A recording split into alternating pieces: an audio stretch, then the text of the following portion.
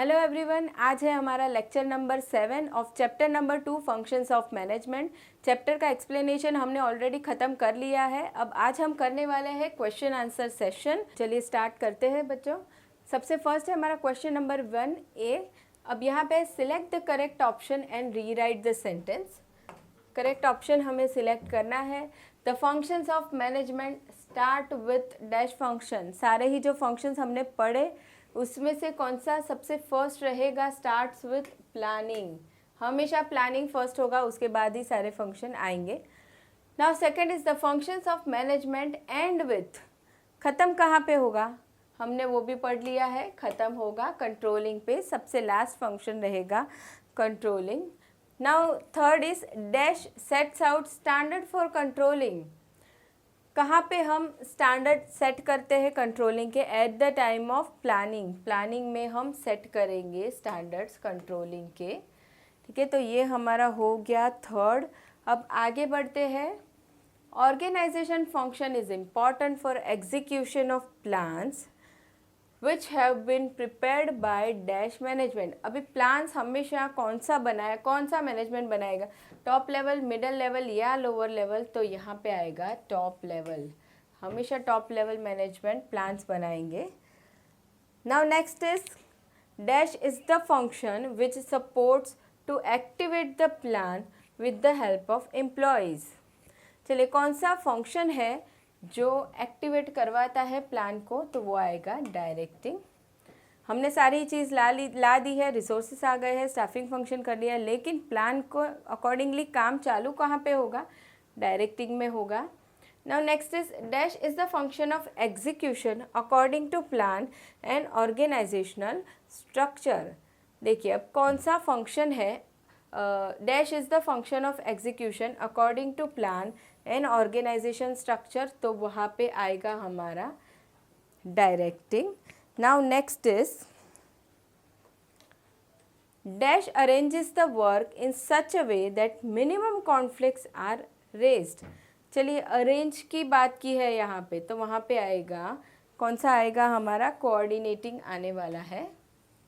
ठीक है, arranges the work in such a way that minimum conflicts are raise, तो coordinating. चलिए next हम आगे बढ़ते हैं। Match the pair. चलिए, मैच द पेयर हम करने वाले हैं। यहाँ पे हमें दिया गया है planning, organising, staffing, planning, organising, staffing, directing and controlling. ये सारी ही चीज़ों के हमने मीनिंग देख लिए हैं। चलिए, उसके सामने हमें बहुत सारे ऑप्शन दिए गए हैं। Now what is planning? तो प्लानिंग में आने वाला है deciding in advance what to do, how to do, when to do and who is to do it. Next is organising. Organising में आएगा हमारा decides the ways and means to achieve what has to be planned. ठीक है, ways and means मतलब resources हमें कहाँ से लाने हैं वो हम देखेंगे। 6 स्टाफिंग। स्टाफिंग में हम देखेंगे क्या करते हैं? हम एम्प्लॉयज़ को अपॉइंट करते हैं, रिक्रूट करते हैं। ठीक है, तो देखिए, it is the process of recruiting, selecting, placing and remunerating. Number 9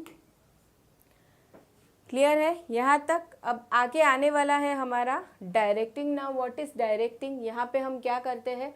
it is the process of instructing, guiding, communicating and motivating. यहाँ पे हम इंस्ट्रक्शन देते हैं, गाइड करते हैं, मोटिवेट करते हैं स्टूडेंट्स एंड क्या करते हैं हम?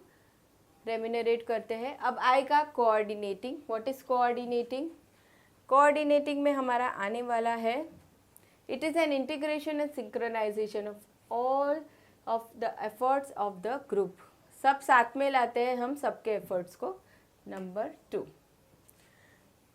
चलिए, हो गया ये हमारा मैच द पेयर। यहाँ पे हमने ख़त्म कर लिया है। चलिए आगे बढ़ते हैं। गिव वन वर्ड, फ्रेज और term for the following statements. The right person at the job with right पे। ठीक है, अब ये हम कहाँ पे करते हैं? स्टाफिंग में करते हैं। ठीक है, स्टाफिंग में हमने देखा था हम क्या करते हैं? एम्प्लॉयज़ को अपॉइंट करते हैं, उसे रिक्रूट करते हैं। ठीक है, अप्रेजल करते हैं। ये सारी ही चीज़ें आती है स्टाफिंग में। A person who shows the correct path as well as guides the employees in solving the problem. कौन रहेगा वो? डायरेक्टर, डायरेक्टर रहेगा, ठीक है। फर्स्ट फंक्शंस ऑफ मैनेजमेंट सबसे फर्स्ट आएगा तो सोचना ही नहीं है, planning. Last function of management ये भी नहीं सोचना है, controlling. It is an next is it is an intellectual process of logical thinking and rational decision making, उसे हम बोलेंगे प्लानिंग। चलिए next is the term that is use to denote the structure. कौन सा टर्म है जो structure बताता है? तो वो है ऑर्गेनाइजेशन।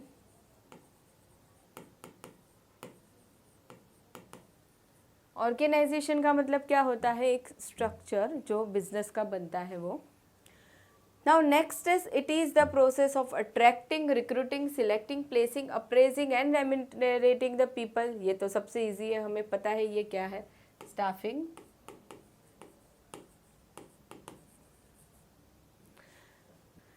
चलिए the process that leads the employees towards accomplishment of goals, तो यहाँ पे हमारा आएगा directing. Now next is it increases the team spirit of work place. अब टीम स्पिरिट की जब बात आएगी तो हम यहाँ पे लिखेंगे कोऑर्डिनेटिंग। चलिए next is it is the process of comparing actual performance with the pre determined standard performance, तो यहाँ पे आएगा कंट्रोलिंग। अब ये हमें पता है कंपेयरिंग हम कहाँ करते हैं? At the time of controlling हम करते हैं, ठीक है। क्लियर है यहाँ तक स्टूडेंट्स? चलिए आगे बढ़ते हैं। State whether following statements are true और false. Every function of management is not based on planning, तो ये फॉल्स है। सारे ही फंक्शन डिपेंड करते हैं प्लानिंग पे। Specialisation in activities leads to increase in organisational efficiency, तो ये ट्रू है। यस, स्पेशलाइजेशन क्या करता है? बिजनेस में एफिशिएंसी लाता है। Now next is qualified, efficient and skilled workforce is always an asset of the organization, तो ये भी true है। वर्कफोर्स मतलब एम्प्लॉयज़ अगर क्वालिफाइड है, एफिशिएंट है, तो ऑफकोर्स वो एसेट है बिजनेस का। Next is cooperation is not necessary for smooth flow of organisational activities, तो ये फॉल्स है। कोऑपरेशन बहुत ज़रूरी है एफिशिएंटली काम करने के लिए। Coordination motivates employees to take initiative while completing assigned work. Yes, it is true. Now next is standards are not set for every performance in controlling function, तो ये false है। Standard हमेशा ही set होते हैं। Standards are not set for every performance, ये गलत हो जाए। Standard तो हम set करते ही है every time। चलिए नेक्स्ट आगे बढ़ते हैं। Find the odd one. Odd one हमें फाइंड आउट करना है, तो यहाँ पे प्लानिंग है, ऑर्गेनाइजिंग, स्टाफिंग एंड राइटिंग, तो अब ये सारे ही फंक्शंस है मैनेजमेंट के। राइटिंग नहीं है जिसे हमें हटा देना है। Now second is selecting, training, coordinating and placing. देखिए सिलेक्टिंग, ट्रेनिंग एंड प्लेसिंग सारे ही चीज़ें आती है स्टाफिंग में, तो अभी कोऑर्डिनेटिंग एक अलग से फंक्शन है पूरा, इसे हम निकाल देंगे। तो ये हो गया हमारा find the odd one. Now complete the sentences. The task of getting the things done by others is known as management.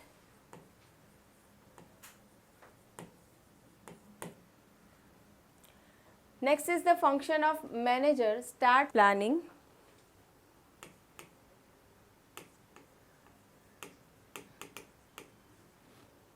जो सबसे फर्स्ट फंक्शन रहेगा, the dash function of management initiates action. अब एक्शन कौन सा function start करवाएगा? तो यहाँ पे आएगा directing. Okay, now the next is recruitments are done under dash function. कहाँ पे हम रिक्रूटमेंट करेंगे, एम्प्लॉयज़ को अपॉइंट करेंगे? In staffing function. Now next is dash is the fundamental function of management. कौन सा हो जाएगा फंडामेंटल फंक्शन ऑफ मैनेजमेंट? तो वो होता है fundamental basic. First function is planning. Next is dash integrates departmental activity for achieving common goal of the organisation. जब integration की बात आती है तो वहाँ पे आएगा हमारा कोऑर्डिनेटिंग,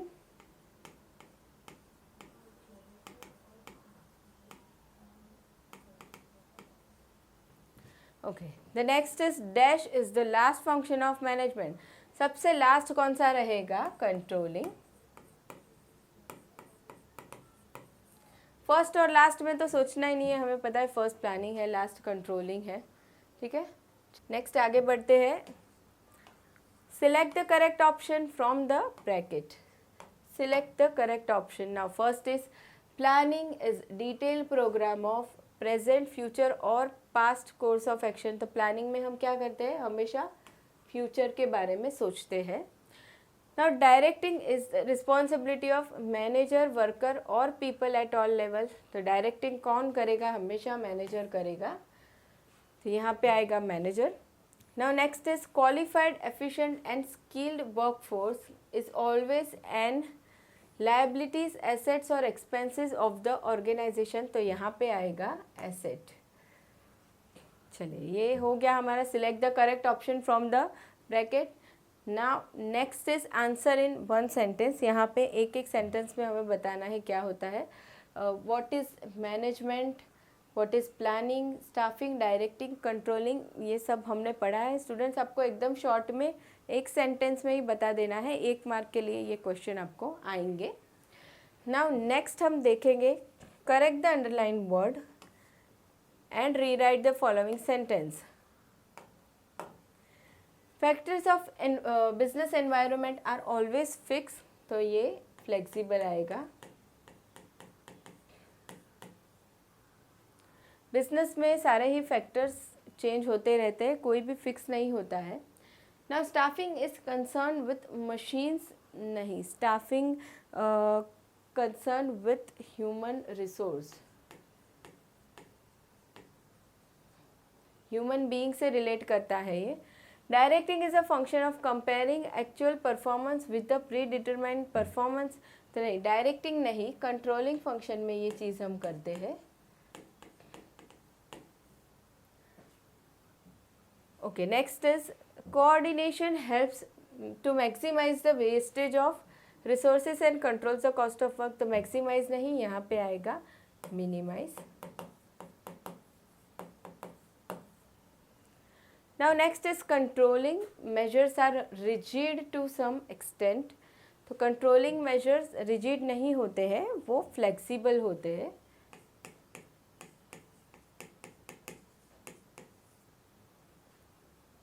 चलिए ये हो गया हमारा correct the underline word and rewrite the following sentence. आगे बढ़ते हैं अरेंज इन प्रॉपर ऑर्डर। अब यहाँ पे हमें 3 फंक्शन दिए हैं, अरेंज करना है प्रॉपर ऑर्डर में। Controlling, organising and planning. तो सबसे फर्स्ट हम करेंगे यहाँ पे प्लानिंग, उसके बाद हम करते हैं ऑर्गेनाइजिंग एंड उसके बाद हम करते हैं कंट्रोलिंग। ठीक है, सबसे पहले हम प्लान करेंगे, उसके बाद रिसोर्सेस लाएंगे एंड उसके बाद लास्ट में हम कंट्रोलिंग करते हैं।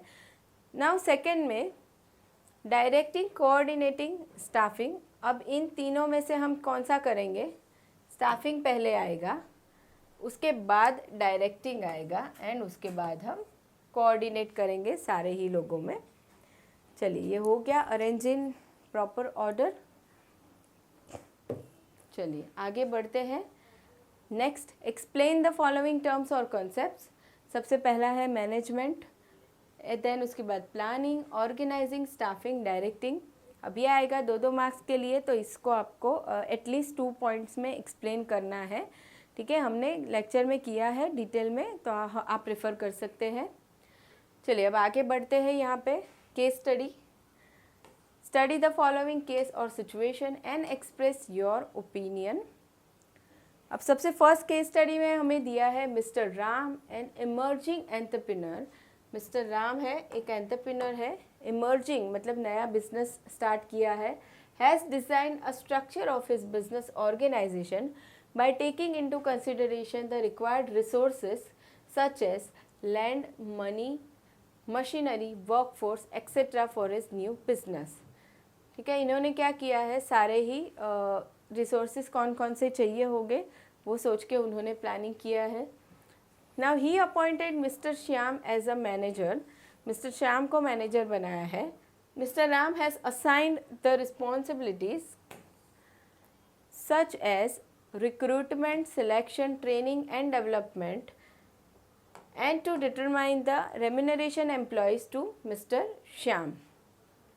देखिए अब क्या किया है, श्याम को मैनेजर बनाया। मिस्टर राम ने क्या किया, mister Ram has assign the responsibilities such as recruitment, selection, training, development, ये सारी रिस्पॉन्सिबिलिटीज़ किसको दे दी, श्याम को दे दी। ना mister Ram has also appointed mister Shubham to supervise the work done by employees according to standards given to the employees. Mr. Shubham has to also suggest the remedies to employees wherever necessary. अब mister Shyam को क्या करना है, employees related सारी चीज़ें देखनी है। And mister Shubham को क्या करना है, एम्प्लॉयज़ का काम चेक करना है, एक्चुअल परफॉर्मेंस के साथ डेविएशन फाइंड आउट करना है एंड उन्हें मोटिवेट करना है, गाइड करना है। चलिए, now on this context find out management function perform by mister Ram. अब ये मिस्टर राम ओनर है, ठीक है, तो मिस्टर राम कौन सा काम कर रहे हैं, हम यहाँ पे लिखेंगे मिस्टर राम कर रहे हैं प्लानिंग एंड ऑर्गेनाइजिंग। प्लान किया है, रिसोर्सेस लाया है उन्होंने बिजनेस में। मिस्टर श्याम, उनको क्या काम दिया था, एम्प्लॉयज़ का रिक्रूटमेंट, ट्रेनिंग, वो सब काम दिया हुआ था, तो वो क्या कर रहे हैं, staffing function.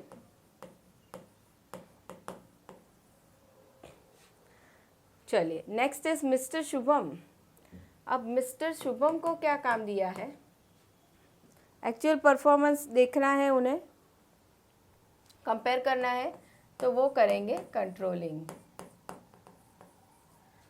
Planning and organising सबसे first, second staffing and third one is controlling. Controlling का काम एंड डायरेक्टिंग, डायरेक्टिंग भी आएगा।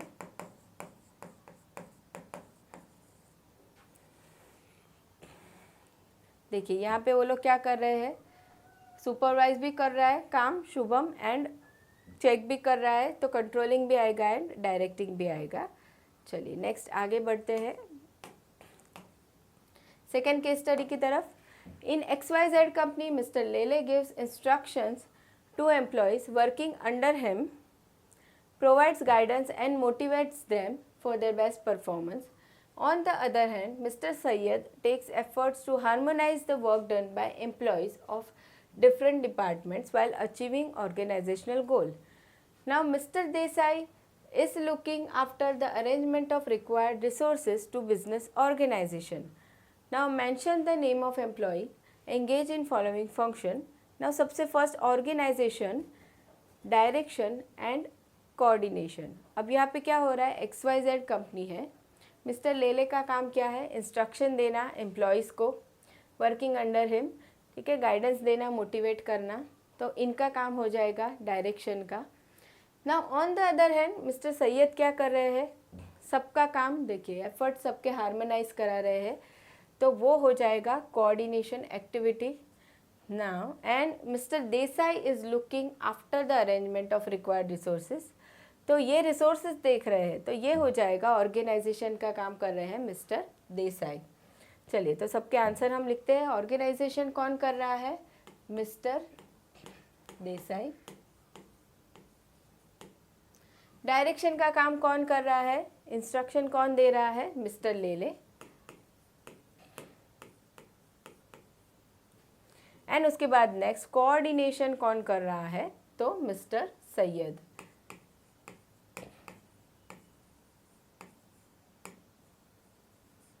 ठीक है, मिस्टर सैयद कर रहे हैं कोऑर्डिनेशन का काम। चलिए ये हो गया हमारा case study. Now next is distinguish between हम डिटेल में हमको दिया हुआ है, चैप्टर के पीछे भी हमने देखा है, सारी चीज़ें हमें डिटेल में दी है, वहाँ पे जाके रेफ़र कर सकते हैं आप। Now answer in brief, explain any 5 points of importance of, के बाद है importance of organizing, staffing, directing and coordinating, तो ये सारे ही इम्पोर्टेंस हमने डिटेल में पढ़ लिए हैं, सारे ही पॉइंट्स किए हैं। तो आपको यहाँ पे ब्रीफ में बताना है एटलीस्ट 5 से 6 पॉइंट लिख के कि इम्पोर्टेंस क्या है। चलिए आगे है हमारा question number 6, justify the following statements. First हमें दिया है प्लानिंग के बारे में जस्टिफाई करना है हमें ये स्टेटमेंट क्यों राइट है। सबसे first is planning is the first function of management. अब प्लानिंग सबसे फर्स्ट फंक्शन ऑफ मैनेजमेंट है, अब वो क्यों है वो हमें एक्सप्लेन करना है। तो यहाँ पे हम क्या करेंगे, सबसे पहले हमें प्लानिंग का मीनिंग बता देना है कि प्लानिंग क्या होता है। Planning is logical thinking and rational decision making process है, ठीक है, उसको आपको डिटेल में लिखना है। एंड देन सेकेंड पॉइंट में बताना है प्लानिंग में हम क्या करते हैं। Planning is what to do, how to do, when to do, ठीक है, हमें क्या काम कब करना है वो हम सारी ही चीज़ें हम प्लानिंग में करते हैं। We decide every standards in planning, standards of performance, ठीक है, ये आपको लिखना है। एंड उसके बाद आपको लिखना है कि सारे ही फंक्शंस बाकी के स्टाफिंग, ऑर्गेनाइजिंग, कंट्रोलिंग सारे ही डिपेंड करते हैं प्लानिंग पे। अगर प्लानिंग नहीं है तो बाकी के सारे फंक्शंस नहीं हो सकते। तो ये सारी चीज़ें आपको पॉइंट वाइज मेंशन करनी है जस्टिफाई में। नेक्स्ट इज कंट्रोलिंग, ये हो गया हमारा। Controlling is the last function of management. अब कंट्रोलिंग को लास्ट फंक्शन ऑफ मैनेजमेंट कहा गया है, तो वो हम अब यहाँ पे सबसे पहले हम कंट्रोलिंग का मीनिंग लिखेंगे। What is controlling? Controlling is checking actual standard with planning with standards, ठीक है, हम क्या करते हैं वहाँ पे चेक करते हैं कंट्रोलिंग को, मीनिंग बताया हमने। सेकेंड पॉइंट में हमें लिखना है कि कंट्रोलिंग हमें हेल्प करता है एक्चुअल परफॉर्मेंसेस को हमारे स्टैंडर्ड के साथ कंपेयर करने में। एंड देन हम लिखेंगे कि ये कंपैरिजन के बाद हमें पता चलता है व्हाट इज़ डेविएशन, ठीक है, डिफरेंस क्या है, डेविएशन क्या है। And then we take corrective steps against this deviation. इसलिए controlling is the last function of management, क्योंकि हम ये एक्चुअल परफॉर्मेंस होने के बाद ही कर सकते हैं। क्योंकि क्या करते हैं हम, कंपैरिजन करते हैं कंट्रोलिंग में एक्चुअल परफॉर्मेंस का विथ प्लानिंग। तो इसलिए हो गया हमारा सेकंड जस्टिफाई, जहाँ पे ये सारी चीज़ें आपको पॉइंट वाइज मेंशन करनी है। Now next is organizing facilitates administration as well as operation of organization. चलिए ऑर्गेनाइजिंग में हम क्या करते हैं, सबसे पहले हम ऑर्गेनाइजिंग फंक्शन का मीनिंग लिखेंगे कि what we do in organizing. हम सारे ही रिसोर्सेज को हम साथ में लाते हैं, उसे ग्रुप करते हैं, असाइन करते हैं, तो ये हो गया ऑर्गेनाइजेशन का मीनिंग। अब उसके बाद हम लिखेंगे कि ये administration as well as operation क्यों है, क्योंकि हम सारे ही रिसोर्सेज को एक साथ लाते हैं एंड उसे ग्रुप करते हैं, तो वो हो जाएगा हमारा एडमिनिस्ट्रेशन पार्ट।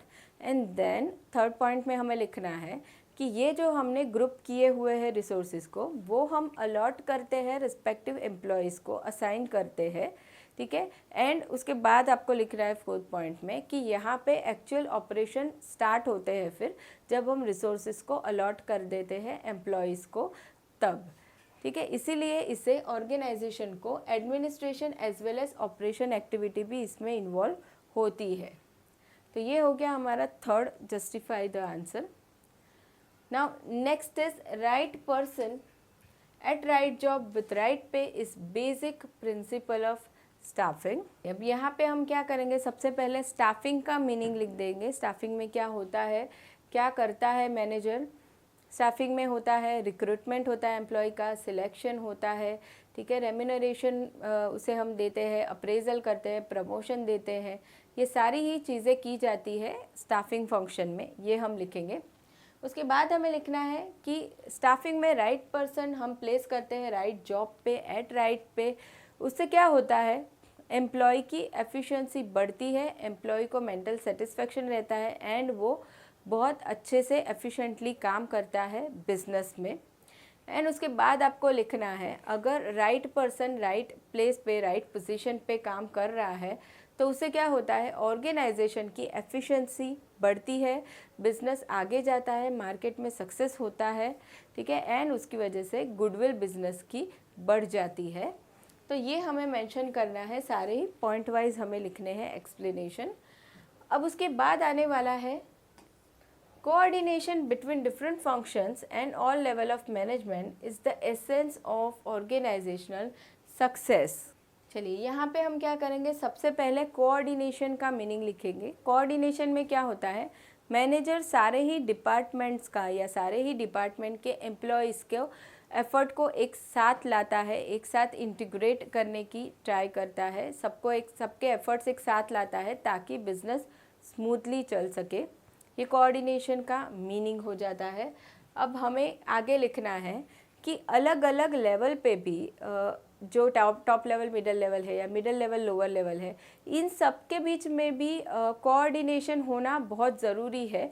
कोऑर्डिनेशन फंक्शन से क्या होता है, सबके ही एफ़र्ट्स एक साथ आते हैं एंड बिज़नेस बहुत एफिशिएंटली चलता है एंड क्या होता है, एम्प्लॉयज़ अच्छे से मोटिवेशनली काम कर पाते हैं। ठीक है, तो ये सारी चीज़ें हम यहाँ पे पॉइंट वाइज एक्सप्लेन करेंगे। अब उसके बाद है अटेम्प्ट द फॉलोइंग। तो यहाँ पे भी हमें importance of planning, organising, staffing, directing, coordinating, controlling लिखना है। ये सारी चीज़ें हमने डिटेल में पढ़ ली है स्टूडेंट्स लेक्चर में। उसके बाद आता है आपका long answers. Define the term planning and explain the importance of planning. Same what is organizing, importance of organizing. उसके बाद है स्टाफिंग के बारे में, डायरेक्टिंग, कोऑर्डिनेटिंग एंड कंट्रोलिंग।